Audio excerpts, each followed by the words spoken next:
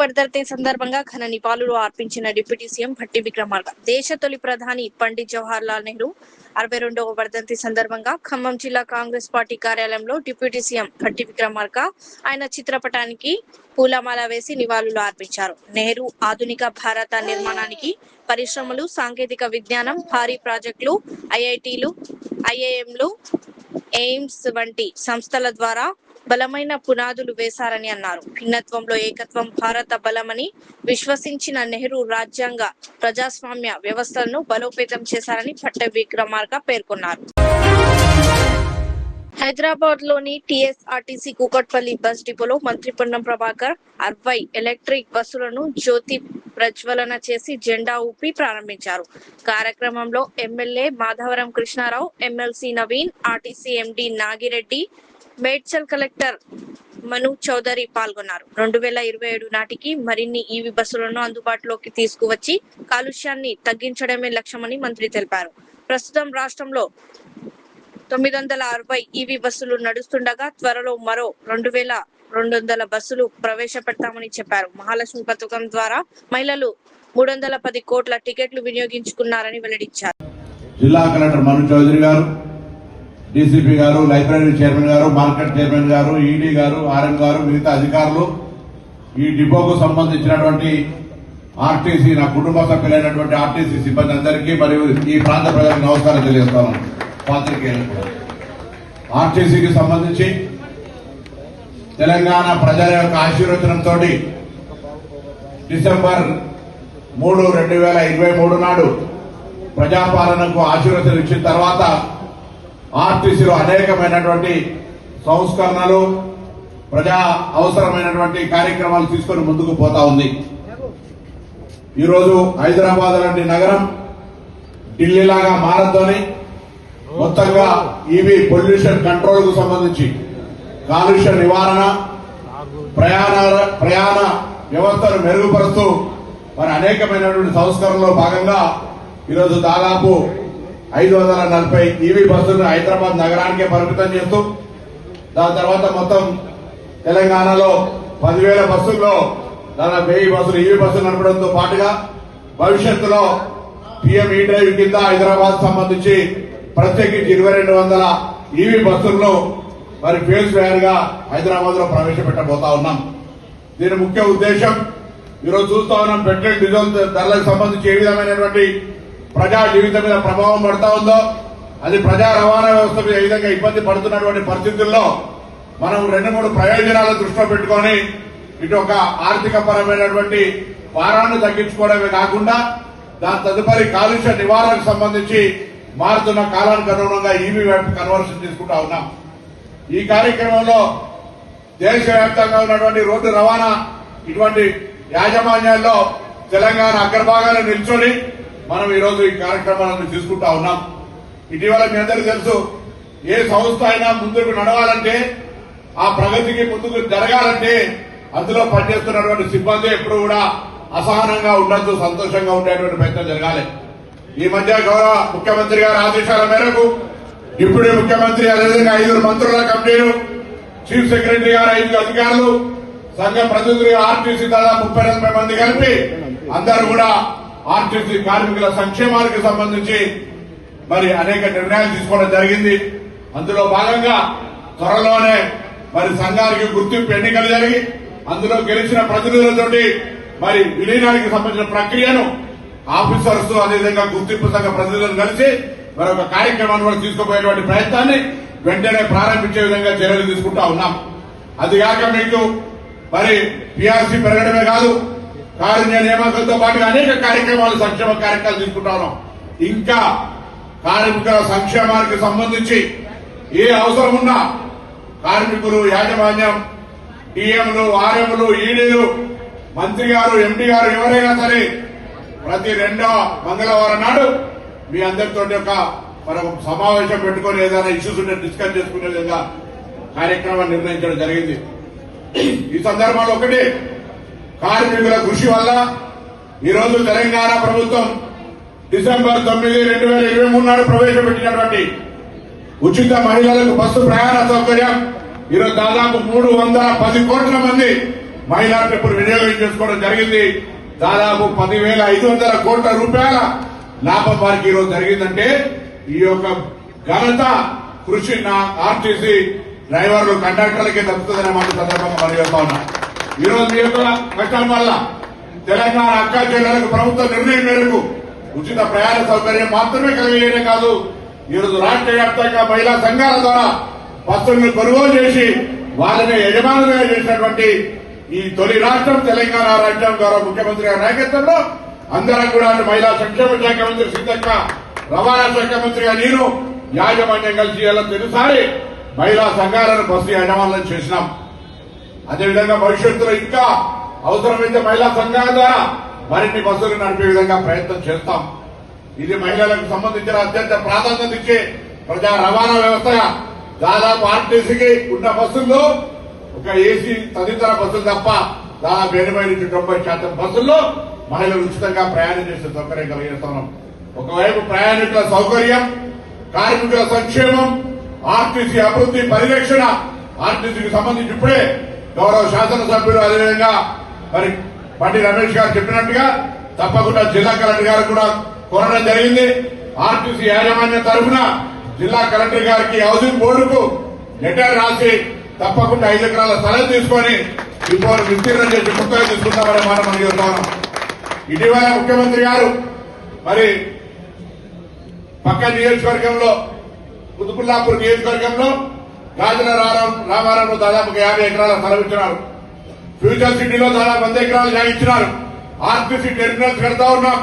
అదేవిధంగా జిల్లా నుంచి వచ్చేటువంటి దగ్గర రింగ్ రోడ్ దగ్గరనే ట్రాఫిక్ నియంత్రించుకోవాలని, పబ్లిక్ ట్రాన్స్పోర్ట్ సిస్టమ్ ఇంప్రూవ్మెంట్ చేయాలని జిల్లాల బస్సులు అక్కడికి రావడము, అక్కడనే ప్రతి డిస్టిక్ ఎంట్రన్స్ రింగ్ రోడ్ దగ్గర ఒక టెర్మినల్ కట్టి అక్కడి నుంచి లోపల ఇంటర్నల్ గా మరి మెట్రో కావచ్చు, ఎంఎంటీఎస్ కావచ్చు, సిటీ బస్సులు కావచ్చు, ఈ రోజు సంఖ్యను పెంచి ప్రయాణికులందరూ కూడా ట్రాఫిక్ దృష్టిలో పెట్టుకుని ప్రజా రవాణా వ్యవస్థను ఏర్పాటు చేసే ప్రయత్నం చేస్తా ఉన్నాం. ఈరోజు ప్రజా రవాణా వ్యవస్థ లాస్ట్ మైల్ కనెక్టివిటీ ఉండాలని మెట్రోకు, ఎంఎంటీసీకు, ఆర్టీసీ 3 కూడా సంయుక్తంగా సమావేశం ఏర్పాటు చేసుకుని మరి లాస్ట్ మైల్ సిస్టాన్ని, లాస్ట్ కనెక్టివిటీని చేసుకునేటువంటి ప్రయత్నం చేస్తా ఉన్నాం. తప్పకుండా ప్రయాణికుల సౌకర్యం కొరకు ప్రజలను కానీ ఎవరైనా సరే హైదరాబాద్ ఇప్పటికే దాదాపు కొత్త 275 రూట్లను ప్రారంభం చేసినాం.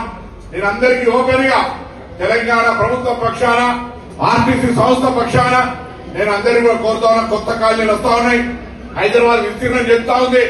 మీరు రోజు ట్రాఫిక్ లో నిన్న కూడా దురదృష్టవశాత్తు ట్రాఫిక్ లో ఒక అంబులెన్స్ చిక్కుకొని మరొక వ్యక్తి చనిపోయినాడు. దయచేసి మానవత్వం ఎవరైనా ఉండొచ్చు, అంబులెన్స్ వచ్చినప్పుడు సహించే ప్రయత్నం జరగాలి. అందుకే ప్రజా రవాణా వ్యవస్థను పెంచాలని మేము ఈరోజు లాస్ట్ కనెక్టివిటీ చేయాలని అన్ని కాలనీలకు కొత్త కనెక్టివిటీ చేస్తా ఉన్నాం. నాగిరెడ్డి గారు వచ్చిన తర్వాత దాదాపు 7 లక్షల మంది కొత్త ప్రయాణికులను యాడ్ చేసుకోగలిగినాం. ఈ రోజు హైదరాబాద్ జంట నగరాల్లో దాదాపు 35 లక్షల మంది ప్రయాణం చేస్తా ఉన్నారు.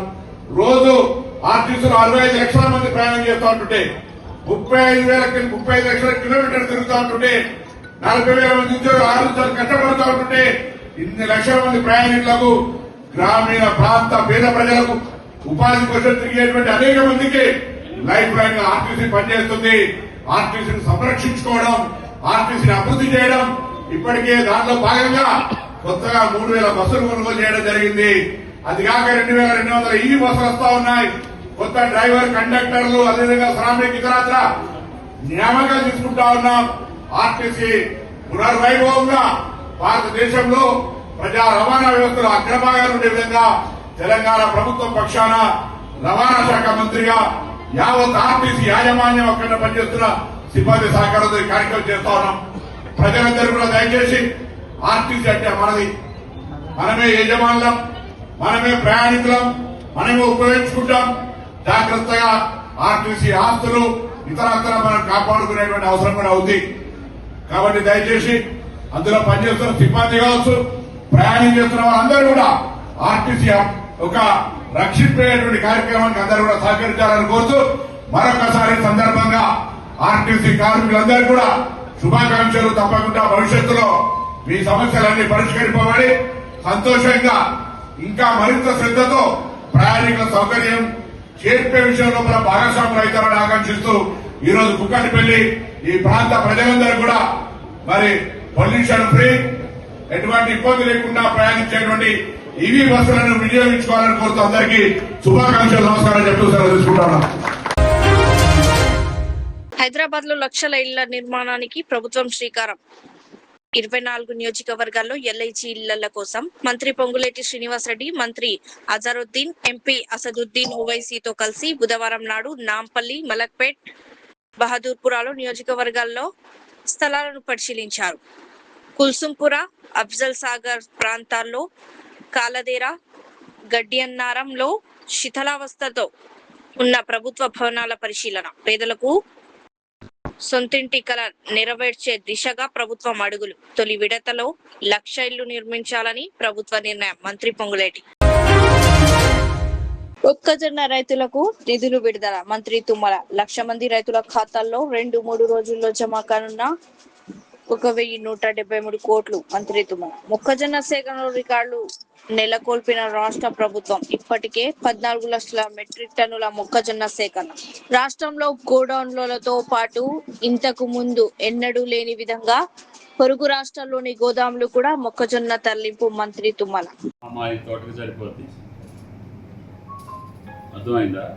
పిచ్చితనంగా నీ పేరేంటి గురువు గారు? సుధాకర్ రెడ్డి 5 వేసిండు కాబట్టి సాగర్ రెడ్డి 6 కట్టలేడు. ఆయన కంటే ఇంకో 4 బత్తాలు ఎక్కువ బండి చేయాలంటే మీ భూమి ఎందుకు పనికి రాకుండా పోతుంది. తర్వాత 30 కట్టలు వేసినా కూడా మీకు పంట రాదు. ఆవు మూత్రం వేసినాం అనుకో, ఆవు పేడ వేసుకున్నాం అనుకో, నీ జీవితాంతం ఏమి వేయకపోయినా కూడా నీ పిల్లలు మనవాళ్ళు కూడా పండించుకుంటారు ఆ భూమిలో. నా దగ్గర మొక్కజొన్న వేసేట్లే 10-15 బస్తాలు యూరియా వేసినోడికి ఇప్పుడు గడ్డి కూడా మొదలట్లేదు వాడి పొలంలో. ఏ పంట వేసినా మొదలు. ఇక నేను దెబ్బలాడి పామాయిల్ వేపిస్తే ఇప్పుడు అట్లా నిదానంగా చూసుకోండి. పామాయిల్ వేసినోడికి 3వ సంవత్సరం కట్టింగ్కి వస్తుంది. 3 సంవత్సరాలు కూడా మీరు పంటలన్నీ వేసుకోవచ్చు. తల్లి మాదిరిగా కూరగాయలు వేసుకోవచ్చు, పత్తి వేసుకోవచ్చు, మిర్చి వేసుకోవచ్చు, ఏ పంట అయినా వేసుకోండి. అందులో 3 సంవత్సరాలు అయిన తర్వాత ఇక హాయిగా ఉండొచ్చు. నీళ్లు పెట్టుకుంటా 3 నెలలకు ఒకసారి కొద్దిగా మందు వేసుకుంటా. ఆవులు ఉంటే అసలు ఆ మందులు వేసే పని కూడా తక్కువ. ఆ మెగ్నీషియం, బోరాన్ లాంటివి కావాల్సినవి హార్టికల్చర్ కూడా చెప్పి కొద్దిగా వేసుకొని హాయిగా ఆ తల్లి సాఫ్ట్వేర్ ఇంజనీర్ అమెరికా నుంచి పంపించేదానికంటే ఈ తల్లే కొడుకు పంపించే అవకాశం ఉంటుంది. ఆయన నెలకు ఒకసారి వస్తుంది జీతం, ఈ తల్లికి 2 సార్లు వస్తుంది నెలకు. అర్థమైందా? అంటే మనం చూసుకోవాలి దేశంలో ఏం జరుగుతుంది. మీకు ఇంతకుముందు అంటే మనకు తెలియదు, ఇప్పుడు అన్ని టీవీలోనే వస్తుంటాయి. మీరు ఇట్లా ఫోన్ ఆన్ చేస్తే వస్తుంది. వాళ్ళు ఎందుకు చేస్తున్నారు, వాళ్ళకి ఎట్లా ఆదాయం వస్తుంది, మనకి ఎందుకు రావట్లేదు, మనం కూడా అట్లా వెళ్ళకపోతే. ఇప్పుడు కాలం ఎట్లా ఉంది, 7 వర్షాలే ఉండవు, అది ఎన్నో వస్తున్నాయి. అది వస్తే వర్షాలే ఉండవు. వర్షాలు ఉండకపోతే మన వరి పొలాల్లో మనం ఏం పంటలు వేయాలి ఏంటి, అది ముందే మీరు జాగ్రత్తలు తీసుకోవాలి. తీసుకొని ఇటువంటి మొక్కలు వేసుకున్నాం అనుకో, 1 ఎకరం వరి పొలం వేసేవాళ్ళు అది 5 ఎకరాలకి పామాయిల్ సరిపోతాయి ఆ నీళ్లు. కాబట్టి దయచేసి మనవాళ్ళందరికీ, మీరు ఇప్పుడు ఇక్కడికి వచ్చిన వాళ్ళు మొత్తం డివిజన్ 40 కార్పొరేటర్ ఉమర్ జబియుల్లా కోత్వాల్ తీవ్ర వర్షపాతం కురుస్తున్న సమయంలో ఉదయం 4 గంటలకు పీర్లబావి, సిరాజ్లు ఉలూం ప్రాంతాల్లో వర్ష ప్రభావిత ప్రాంతాలను పరిశీలించి పరిస్థితిని ప్రత్యక్షంగా అంచనా వేశారు. అనంతరం ఆయన వెంటనే మున్సిపల్ శాఖలోని సీనియర్ అధికారులను సంప్రదించారు. పరిస్థితికి స్పందనగా శానిటేషన్ ఇన్స్పెక్టర్లు సీను జవాన్, వజ్రం, మున్సిపల్ కార్మికులు తక్షణమే చర్యలు చేపట్టి ఆ ప్రాంతంలో ఇళ్లలోకి వర్షపు నీరు రాకుండా నివారించారు.